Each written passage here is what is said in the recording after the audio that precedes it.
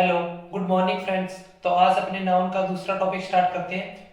अपने नाउन को टाइप के बेस पे देख लिया था। अब देखो आगे बेस ऑफ जेंडर यानी लिंग के आधार पर।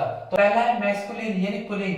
तो पुल्लिंग में देखो बॉय, फादर, ब्रदर, ऑक्स।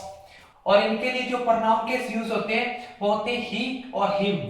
ठीक है। और पजेसिव केस यूज होता है हिज। फिर आगे देखो फेमिनाइन जेंडर। फेमिनाइन मींस स्त्रीलिंग। इसमें आता है बॉय तो यहाँ पे गर्ल हो जाएगा, फादर है तो यहाँ पे मदर हो जाएगा, ब्रदर, सिस्टर, ऑक्स, काओ। और इनके लिए जो प्रोनाउन केस यूज होते हैं वो होते हैं शी और हर। आगे देखो न्यूट्रल जेंडर यानी निर्जीव। All living, all non living things यानी जो निर्जीव वस्तुएं होती है वो न्यूट्रल जेंडर में आती है। तो इसमें देखो tree, table, chair, house, book. और इनके लिए जो प्रोनाउन केस यूज होता है वो होता है इट। ये इसका सब्जेक्ट है और ऑब्जेक्ट में क्या होता है इट। फिर फोर्थ नंबर पर देखो कॉमन जेंडर। कॉमन जेंडर उसे कहते हैं जो मेल और फीमेल दोनों में आता है। Use for both male and female. Male यानी मेल और फीमेल दोनों में आते हैं। For example doctor, teacher, engineer, baby. ये मेल और फीमेल दोनों में आते हैं। फिर आगे देखो बेस ऑन नंबर्स यानी वचन के आधार पर नाउन। तो वचन के आधार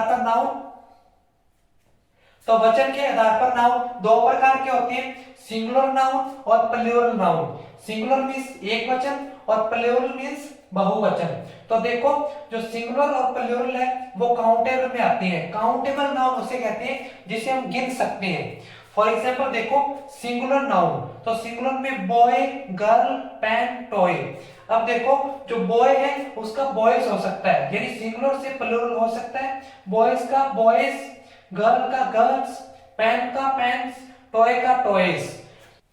अब देखो जो काउंटेबल नाउन होते हैं ये सिंगुलर और प्लूरल होते हैं यानी सिंगुलर से प्लूरल बना सकते हैं। फिर आगे आते हैं uncountable noun. Uncountable noun means जिसे हम नहीं गिन सकते।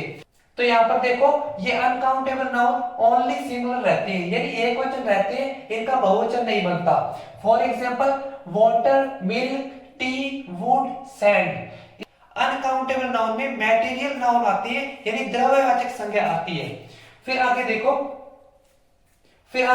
बेस ऑन केस यानी कारक के आधार पर। तो देखो कारक चार होते हैं। एक होता है सब्जेक्टिव या नॉमिनेटिव केस जिसे कर्ता कारक कहते हैं। एक होता है ऑब्जेक्टिव या एक्यूसेटिव केस जिसे कर्म कारक कहते हैं। एक होता है पॉजेसिव केस जिसे अधिकार या संबंध कारक कहते हैं। और एक होता है वोकेटिव केस जिसे संबोधन कारक कहते हैं। फॉर एग्जाम्पल देखो मैंने कहा Rakesh is doing Raju's work. Rakesh है जो वो राजू का काम कर रहा है तो राकेश क्या हो गया, सब्जेक्ट हो गया। फिर दूसरा देखो Rakesh is doing his work. Rakesh किसका काम कर रहा है, उसका काम कर रहा है तो हिज क्या हो गया यहाँ पे, पॉजिटिव केस हो गया। मींस उसका यानी उसका काम कर रहा है, काम किसका, उसका। तो यहाँ पर हिज क्या है, पॉजिटिव केस है। Mohan gave Sohan a book. तो मोहन ने सोहन को दी, क्या दी, एक किताब दी।